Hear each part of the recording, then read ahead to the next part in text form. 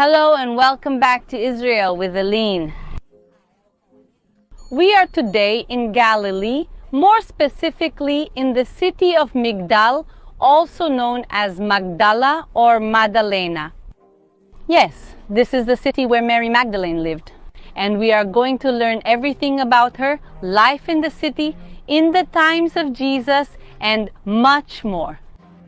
So if you are ready, let's get started. The name of the city, Migdal, in Hebrew means tower, because there probably was a tower here when the city was created. In Aramaic, it is known as Magdala, and in Portuguese as Madalena. And from here comes the name of Mary Magdalene, or in Hebrew, Miriam the Magdalite. This is because people at that time did not have surnames. They were called by their profession or by their city of origin, by the city they lived in, or by their parents' names. Mary from the city of Magdalene is an example, but Jesus himself, Jesus was often called Jesus of Galilee, Jesus the Galilean, or Jesus the Nazarene. And in the times of Jesus, the city of Magdalene was a very important city, with large markets, a vibrant port, a city that thousands of people passed through every day. And here, as we said, lived Mary Magdalene, and Jesus also passed through here. Now, despite the importance of this city, the city will be completely destroyed. We will talk about this destruction later, but the most impressive thing is not that it will be destroyed, but that it will be forgotten. After it was destroyed, it will be rebuilt centuries later further north. So, if you look for the city of Migdal on the map today, you will find it, but not here, but a few kilometers to the north. So for centuries, we knew that the city of Migdal existed and that it was somewhere in this region, but no one knew exactly where it was until it was rediscovered by chance in the year 2006. When this land is going to be bought and it is decided to build a hotel here, the hotel that is right behind me at this moment. But in Israel, before starting constructions, archaeological excavations need to be done to verify that there is nothing or nothing very important in the place, and then the work can begin. And here, when they started to do these excavations, which are called rescue excavations, what will they find? Can you come here with me? One of the first things they will find is this stone. And when they find it, they see menorah symbols, things related to the Temple of Jerusalem, and they understand that they are in an important place and start to dig around. And what will they find? One of the 10 oldest synagogues ever found and the center of the biblical city of Magdala. And where is the stone today? Right behind here. This synagogue is from the year 50 before Christ, which means that when this synagogue was built, for a good part of the time it was active, the Temple of Jerusalem still existed. So why do we need a synagogue? The synagogue is not and has never been a substitute for the Temple of Jerusalem, but a complement. Public studies were conducted here. Community meetings and ceremonies were held here. And what proves the connection of this place with the Temple of Jerusalem is that stone in the center, the first stone to be found. This stone represents the Temple of Jerusalem. It's like a miniature of the temple, and on this side, that would be the entrance to the Temple of Jerusalem. We see the menorah, the chandelier. Here we see the table of breads, and a little further on we see a flower with 6 petals. And around 6 more, totaling 12. And the 12 here probably refers to the 12 tribes of Israel. And the side of each stone that we are seeing now, it represents the most central part, the interior of the Temple of Jerusalem, the Holy of Holies, and we can see 2 wheels that represent a chariot And below this design that represents fire, it represents the divine presence in this world, and the divine presence in the Holy of Holies, which is in Jerusalem, exactly in this direction. And the grandeur of this synagogue we can see through its decorations. Look at these beautiful mosaic floors that are here. The walls were also covered with frescoes, with paintings. We can see here some remain still on the walls. And this room that we are seeing is the Aron HaKodesh, the Holy Cabinet. It is the place where the biblical scrolls were kept.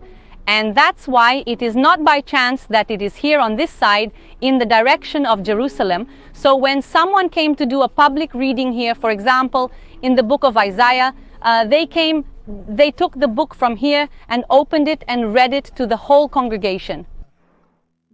And we know that Jesus preached in synagogues, as it is written in Matthew 4:23. And Jesus traveled all Galilee, teaching in their synagogues and preaching the gospel of the kingdom and healing all manner of sickness and all manner of disease among the people. And that's why Jesus probably was in this same synagogue that you are seeing.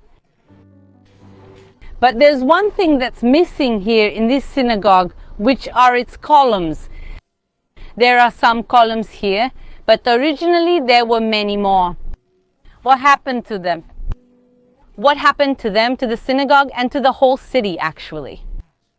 It's the great Jewish rebellion of the year 66 after Christ. The Jews are tired of being oppressed by the Romans, and the Jews declare rebellion and want freedom. Freedom from the greatest empire and the greatest army the world had ever seen. The rebellion begins here in the region of Galilee and spreads throughout the country. And that's why the people here in Migdal prepare for this great battle, and they dismantle the synagogue, take the columns that were huge stones and take them to another place. And we find the columns of the synagogue here at the entrance of this street that was the city's market. Why do they bring the stones here? Because they are going to strengthen, transform this place as if it were a mini fortress to prepare for the Roman invasion. Unfortunately, this will be in vain because the Romans will completely destroy the city of Migdal. And not only Migdal, all the Jewish cities in this region will be destroyed. And that's why, when the city finally manages to be rebuilt, centuries later, they will do it further north, distancing themselves from all the terrible history that also happened in this place. And that's why practically everything we're seeing is from the time of Jesus. So we're literally walking where Jesus and Mary Magdalene walked. And it happened after this that he went from city to city and from village to village, preaching and announcing the gospel of the kingdom of God, and the 12 were with him. And some women who had been healed of evil spirits and diseases, Mary called Magdalene, from whom 7 demons had gone out. Mary Magdalene, after being healed by Jesus, she becomes one of his greatest disciples and begins to accompany Jesus on part of his journeys. She even stood at the foot of the cross during the crucifixion, knowing that this put her life at risk. One of the few who did this, among all the apostles, the only one who was present at the time was John. And she will have the honor of being the first person to see Jesus resurrected. And as Jesus moved from one city to another here in Galilee, he often could do so by walking or with animals, but mainly he used boats, remembering that Peter was a fisherman and also part of the other apostles. And we know specifically here from the region of Migdal that he arrives by boat through the following passage. And having dismissed the crowd, he got into the boat and went to the region of Magdala. And he docks at this port, which we are seeing here behind me, are the remains of the port of Migdal, literally from the times of Jesus. So, he probably passed not only through the synagogue, but also through this port. The level of the Sea of Galilee today is different from biblical times, and it has receded. But let's walk a little and see the waters of the Sea of Galilee up close. And this is the sea that saw so many miracles.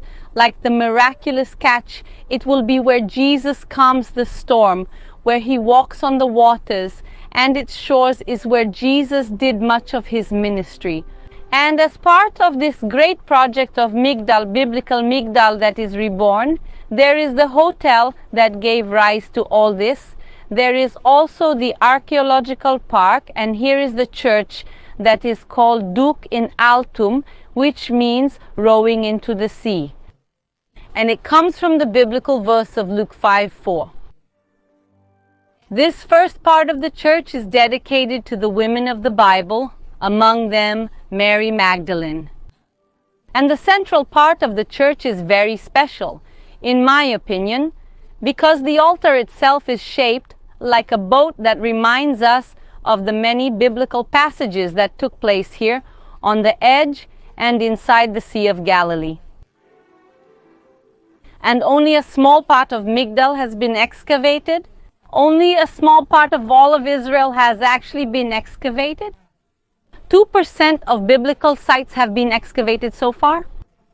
That means we still have a lot to discover, to find again. Think about how many wonderful things we have found just here and how much more we are still going to find. And walking here through these streets on the same ground as in biblical times, I want to say goodbye to you. Remind you to subscribe to the channel and leave a like. A big kiss and see you next time.